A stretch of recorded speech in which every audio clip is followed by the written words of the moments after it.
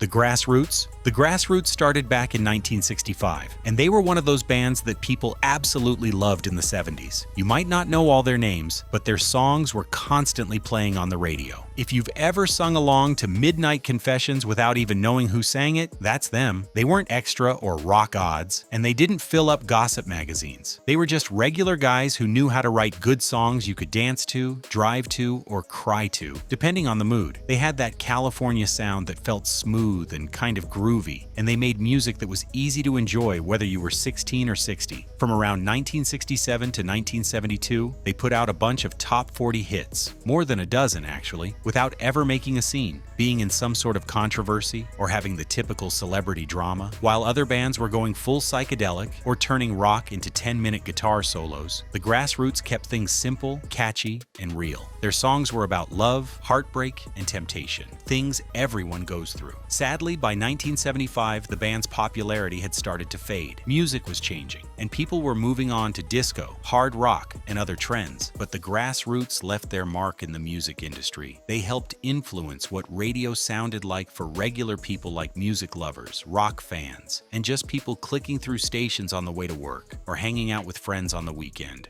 Bread. This band came together in 1968, and if you ever spent a rainy afternoon staring out the window thinking about someone you loved or wished loved you back, chances are Bread was playing in the background. If you were going through a breakup, missing someone, or just lying on your bed wondering about life, they had a song for it. Their music was soft, gentle, and full of emotion. They weren't loud or wild like some of the other bands in the late 60s. Tracks like Make It With You, Baby, I'ma Want You, and Everything I Own were about love and literally felt like love. Bread basically made it okay for guys to sing about feelings without sounding corny. The voice behind most of their music was David Gates, and his singing had this smooth, calming tone that felt like he was telling you his secrets through the lyrics. From 1969 to around 1973, Bread kept releasing one soft rock hit after another. At a time when a lot of music was loud and experimental, Bread showed that soft music could still make a difference. They helped pave the way for bands like Air Supply, Chicago's softer ballads, and even mellow moments from the Carpenters. And unlike a lot of rock bands, they didn't rely on drama or crazy stage antics. By the mid-70s, people started craving different sounds. Disco was heating up, rock was getting heavier, and this unfortunately because these weren't the Bread's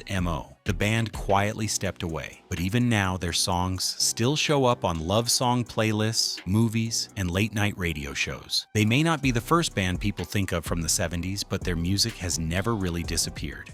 Poco. The Poco Band was formed in 1968, right after some members of Buffalo Springfield split up. At the time, they actually weren't out to start a revolution. They just wanted to combine country music with rock and roll in a new, laid-back way, and they did exactly that. Before the Eagles became the biggest band in America, Poco was already crafting that easygoing, harmony-filled sound that made you want to roll the windows down and take the long way home. Their songs like Crazy Love, Rose of Cimarron, and You Better Think Twice had this warm, golden hour kind of feeling. You could play their music on a quiet Sunday morning or a cross-country drive. You didn't even need to be a cowboy to enjoy them. You just needed to be someone who liked music that felt good and told a story. They also weren't big on drama or fame. Instead, they focused on musicianship. Poco used pedal steel guitars, harmonies, and just the right amount of country vibe. Now, here's something most people don't know. Two future Eagles members, Randy Meisner and Timothy B. Schmidt, both played in Poco before joining the band that would go on to sell millions of albums. They didn't get all the credit, but they helped build the sound that would later dominate the charts in the 1970s. Even though Poco never reached massive fame, they showed the music industry that country and rock could be combined to form something smooth, touching, and timeless. Their peak years ran through the early 80s, and although they didn't stay on the radio forever, their influence is still easy to hear in today's Americana, folk rock, and even modern country bands. Badfinger. Badfinger started out in 1968 under the name The Ivies, but everything changed when they got signed to Apple Records, the same label owned by the Beatles. Being associated with the Beatles meant worldwide fame. In fact, Paul McCartney even gave them their first hit, Come and Get It. They soon changed their name to Badfinger in 1969 and were seen as the band that would carry on the Beatles' legacy, and for a while, it really looked like they might. Their songs had great melodies, emotional lyrics, and that British pop rock charm that people couldn't get enough of. But while their music music was hit after hit, things behind the scenes were a mess. They kept facing issues of bad contracts, shady managers, and missing money. They were making great records, getting radio play, and touring, but they weren't getting paid properly. And worse, they couldn't get out of the contracts that were ruining them. Despite their talent, they got trapped in a system that took everything from them and gave very little back. The pressure and disappointment became too much. Tragically, two members, Pete Ham and later Tom Evans, ended their own lives, leaving behind a story that's often described as one of the saddest in rock history, but their music has never gone away. Baby Blue even made a huge comeback when it played during the final scene of Breaking Bad, reminding people just how good this band really was. The J. Geils Band. The J. Geils Band formed in 1968, starting off as a blues rock band from the Northeast. Their early music was raw, sweaty, and full of emotion. They had a full-time harmonica player, a saxophonist, and a frontman, Peter Wolf, who acted like a mix of preacher, party host, and rock star all in one. While a lot of bands were going for long guitar solos and deep lyrics, the J. Geils Band just wanted to move the crowd. Their live shows were legendary. Their music was loud, loose, and impossible not to dance to. This was mostly because they combined R&B, funk, and garage rock into a music style that didn't care about trends. Albums like Live Full House and Bloodshot are perfect proof of their high-energy performances, but it wasn't until the early 80s that they hit mainstream success. That's when Centerfold and Freeze Frame were constantly played on MTV and brought them to a whole new generation. These songs were fun, a little cheeky, and totally different from the serious, leather jacket rock of the time. But make no mistake, they had been doing this long before the hits came. By then, they had spent over a decade turning up at clubs and building a loyal fan base. Their peak lasted until around 1985, when Peter Wolf left the band and things slowly went south. Regardless, they left behind a legacy of good times, sweaty shows, and songs that still sound great when you crank them up.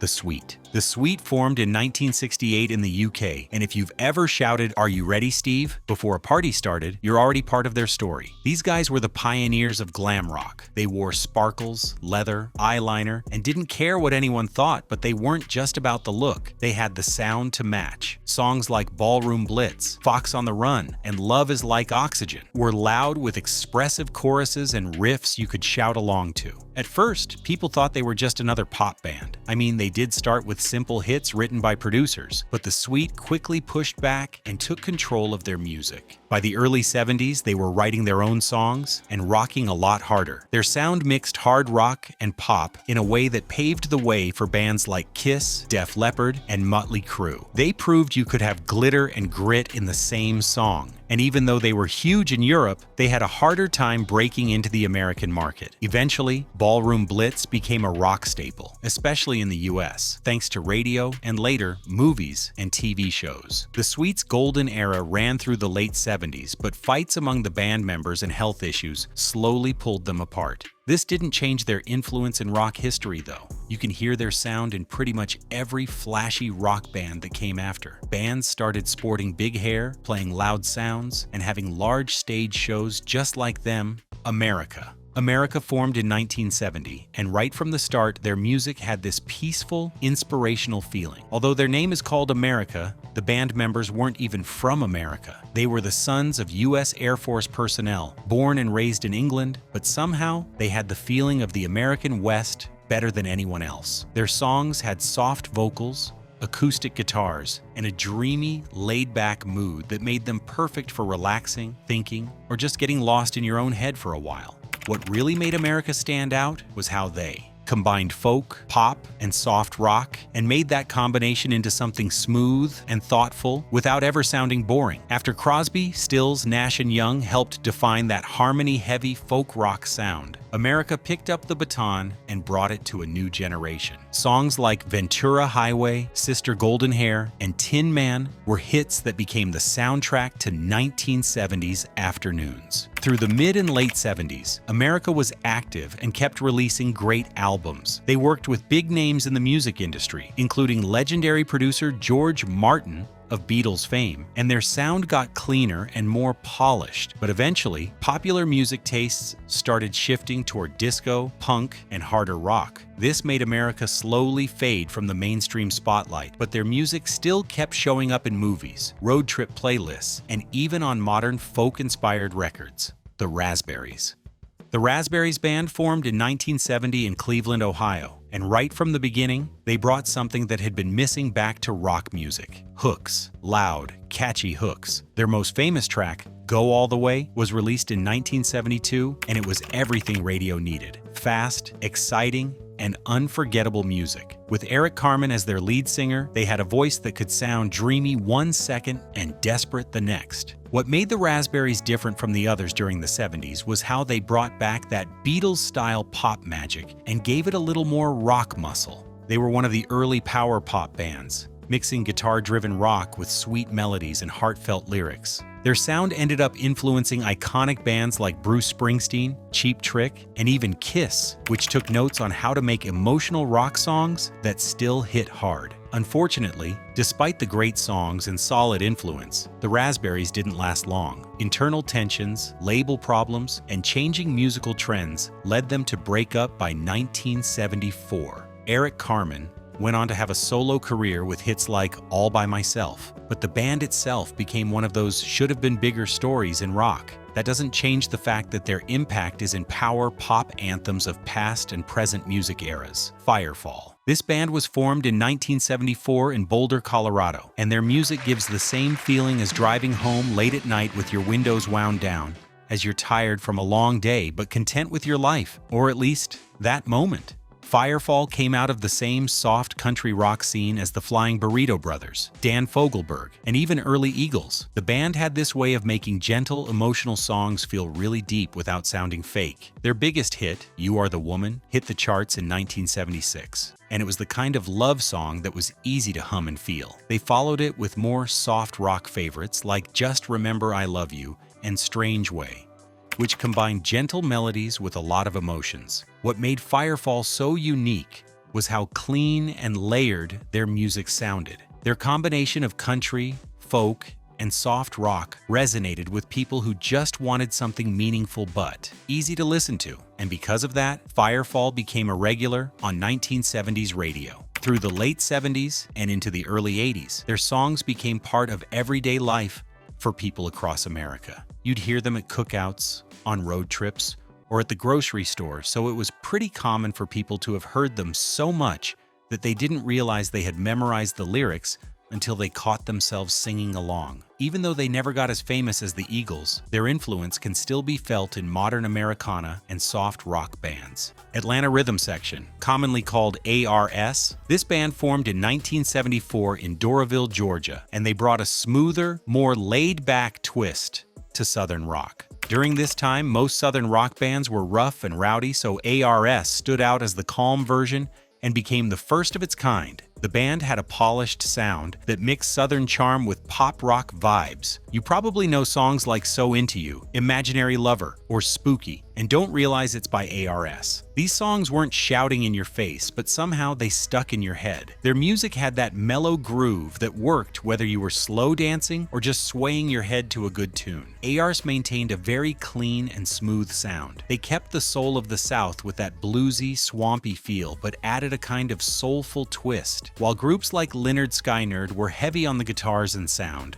ARS mixed in keyboards, soft harmonies, and radio-friendly melodies. They sounded just as good on rock stations as they did on adult contemporary playlists, which helped them reach a wider crowd. You could listen to them while driving, cooking, or just relaxing. They were that versatile. Through the late 70s and early 80s, ARS had a solid run of hits and built a quiet but steady fan base. While they eventually faded from the spotlight as music trends changed, their songs are still played on classic rock stations and late-night radio shows. Little River Band. It surprises a lot of people that Little River Band formed in Australia, not America, because they literally sounded like they were made for American FM radio in 1975. Their songs were full of soft harmonies, thoughtful lyrics, and smooth rock melodies. Tracks like Reminiscing, Cool Change, and Lonesome Loser became staples on US radio throughout the late 70s and early 80s. They had a way of making songs feel personal and their music didn't scream for attention. Their harmonies were as tight as those of the Eagles, but their vibe was a little more mellow,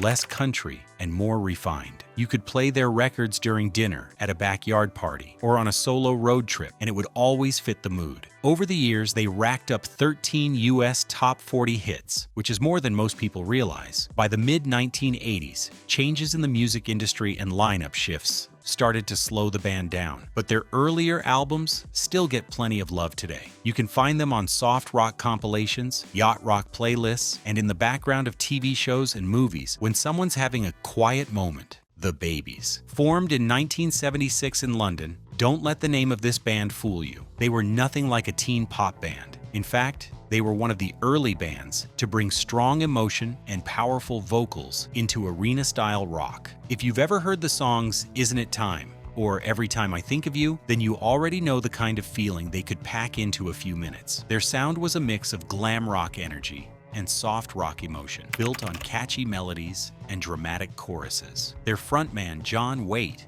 had one of those voices that could go from soft to intense in the blink of an eye, and that gave their songs a real edge. The Babies weren't the biggest band on the charts, but they were very influential when it came to influencing the rock ballad sound of the late 70s and early 80s. They toured hard, built a solid fan base, and got plenty of radio play. Behind the scenes, they were also a launchpad for musicians who'd go on to become legends. Jonathan Cain played with them before joining Journey, where he co-wrote Don't Stop Believin', and John Waite went on to have a #1 solo hit with Missing You. So even if the Babies didn't stay in the spotlight, their musical legacy is everywhere. They broke up in 1981, mostly due to internal tension and changes in direction, but their influence stayed strong. Do you remember any of these forgotten bands? Which of their songs brings back a core memory? Share with us in the comments. If you enjoyed watching this video, then hit the like button and share it with your friends and family you know would love to see it. Want more videos like this? Subscribe to our channel and click the notification icon so you don't miss any of our next videos.